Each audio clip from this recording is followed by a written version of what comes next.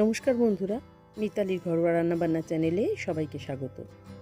আজ আমি বানাবো বেগুন বড়ি দিয়ে ট্যাংরা মাছের ঝোল। এই আদি অকৃত্রিম রান্নাটি চিরকালই মা ঠাকুমা দিদিমাদের হাতে আমরা খেয়ে এসেছি, কিন্তু এখন এই রান্না প্রায় হারিয়ে যেতে বসেছে। আসুন আজ সেই রকমই একটি রান্না শিখি। এর জন্য নিয়ে নিয়েছি ট্যাংরা মাছ, যেটা আমি কেটে ধুয়ে নুন হলুদ মাখিয়ে রেখে দিয়েছি। নিয়েছি ছোট বেগুন 4 ফালি করে, আর নিয়েছি বড়িটা একটু বড় বড়ি হলেই ভালো হয়। আর নিয়েছি সর্ষে পাউডার, যেটা আমি জলে গুলে নিয়েছি। আপনি ইচ্ছে করলে গোটা সর্ষে বেটেও রান্নাটা করতে পারেন। প্রথমে কড়াই সর্ষের তেল দিয়ে তেলটা খুব ভালো করে গরম করে বড়িগুলোকে এক এক করে ভেজে নেব লাল লাল করে। আমি এখানে মটর ডালের বড়ি নিয়েছি, যেগুলো বেশ বড় বড় সাইজের। এগুলোকে দোকানে ঝোলের বড়িও বলে, তা না হলে ছোট বড়ি দিয়েও এটা করা যেতে পারে। দেখুন বড়িগুলো লাল লাল হয়ে গেছে, এবারে তুলে নেব।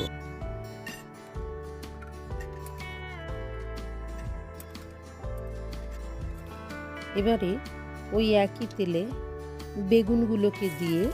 বেগুনগুলোকেও লাল লাল করে ভেজে আমি তুলে নেব।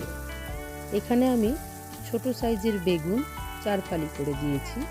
আপনি ইচ্ছে করলে বড় বেগুন নিয়েও এরকম ফালা ফালা করে দিতে পারেন। এর মধ্যে দিয়ে দেব 1 চিমটে নুন এবং সামান্য একটুখানি হলুদ। এগুলো দিয়ে বেগুনগুলোকে লাল লাল করে ভেজে নেব।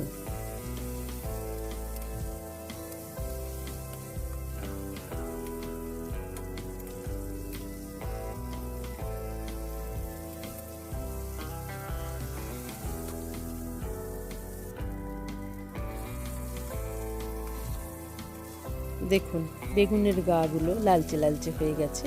এবারে এগুলোকে তুলে নেব। এবার কড়াই দিয়ে দেব আরও বেশ খানিকটা সর্ষের তেল। তেলটা খুব ভালো করে গরম করে নেব, আর তার মধ্যে দিয়ে দেব সামান্য 1 চিমটে নুন, যাতে ট্যাংরা মাছ কোনোভাবেই কড়ায় আটকে না যায়। আর তাছাড়া নুন দিলে ট্যাংরা মাছগুলো তুলনামূলকভাবে কম ফাটে। আমি যেহেতু মাছগুলো মাখানোর সময় সামান্য একটুখানি সর্ষের তেলও মাছের গায়ে মাখিয়ে দিয়েছিলাম, তাই মাছগুলো কিন্তু একেবারেই ফাটছে না। এক এক করে সমস্ত কটা মাছ এপিট ওপিট করে লাল করে ভেজে আমি তুলে নেব। এই মাছগুলো ছোট ছোট 1 আঙুলের সাইজের। এগুলোকে দিশি ট্যাংরাও বলে। এই রান্নাটা বড় ট্যাংরা মাছ দিয়েও করা যায়, তবে এই ছোট মাছ দিয়ে করলে বেশি ভালো লাগে খেতে। মাছগুলো লাল লাল হয়ে গেছে দেখুন। এবারে মাছগুলোকে এক এক করে তুলে নেব, নিয়ে আরও বেশ কিছু মাছ যে আছে সেগুলোকেও ভেজে নেব। আমার এই রান্নাটা যদি আপনাদের ভালো লাগে বন্ধুরা, তাহলে অবশ্যই আমার চ্যানেলটাকে সাবস্ক্রাইব করে নেবেন কিন্তু, আর বেল আইকনটাকে প্রেস করে দেবেন, যাতে সব নোটিফিকেশন আপনার কাছে অবশ্যই যায়। আর অবশ্যই শেয়ার করবেন, কমেন্টস করবেন, আর লাইক দেবেন। লাইক দিলে আমি মোটিভেট হয়ে আরও কিছু রান্না করার চেষ্টা করব ভালো ভালো। এই মাছগুলোও এক এক করে ভাজা হয়ে যাচ্ছে দেখুন। এরপরে এগুলোকে তুলে নেব 2 পিঠ লাল করে ভেজে নিয়ে।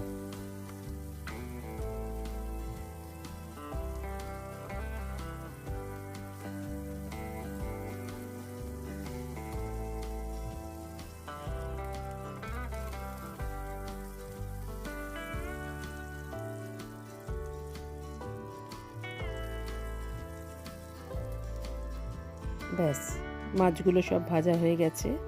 এবার ওই তেলেই দিয়ে দেবো সামান্য একটু কালো জিরে এবং একটু কাঁচা লঙ্কা। কালো জিরে আর কাঁচা লঙ্কাটা তেলের মধ্যে একটু ভালো করে নেড়ে চেড়ে নিয়ে সর্ষে গুঁড়োর জলটা দিয়ে দেব। আমি এখানে সর্ষে গুঁড়োটা সামান্য একটু জল আর 1 চিমটে নুন দিয়ে ভিজিয়ে রেখেছিলাম, যাতে সর্ষের তেতো ভাব না থাকে। এবার এই মিশ্রণে দিয়ে দেব নুন, হলুদ, লঙ্কার গুঁড়ো দেব, আর দেব সামান্য একটু কাশ্মীরি লঙ্কার গুঁড়ো, যাতে রঙটা সুন্দর হয়।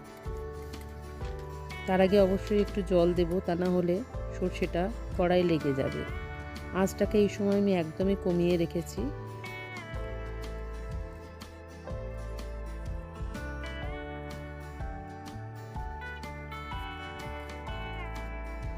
সব মশলাগুলো সর্ষে বাটার মধ্যে ভালো করে মিশিয়ে দেওয়ার পর দিয়ে দেব পরিমাণ মতো জল।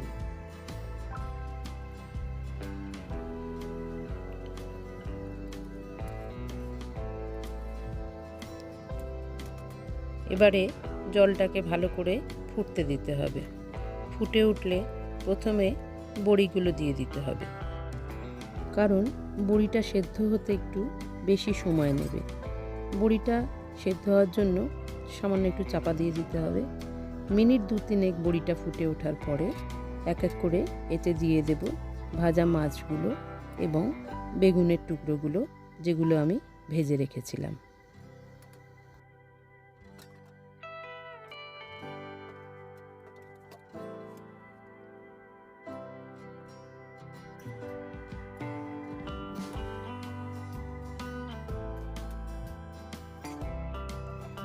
এবার সব কিছু দিয়ে আঁচটাকে মিডিয়াম করে দিয়ে 5 মিনিট ফোটাতে হবে। 5 মিনিট বাদে ঢাকা খুলে আবার একটু আলতো করে নেড়ে চেড়ে দিতে হবে। বড়িগুলো একটু নাড়াচাড়া করে উপর নিচ করে দিতে হবে, যাতে সম্পূর্ণ সেদ্ধ হয়ে যায়। যেহেতু বড়িগুলো একটু বড়, সেদ্ধ হতে একটু সময় নেবে।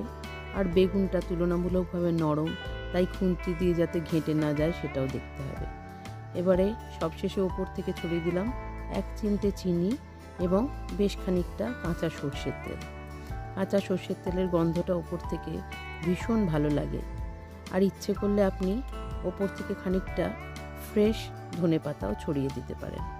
তৈরি হয়ে গেল ট্যাংরা মাছ, বেগুন আর বড়ি দিয়ে গরম ভাতে। এই তরকারি পেলে আর কিছুই চাই না। বাড়ির বড় থেকে বাচ্চারা সবাই দেখবেন আঙুল চেটে পুটে খাচ্ছে।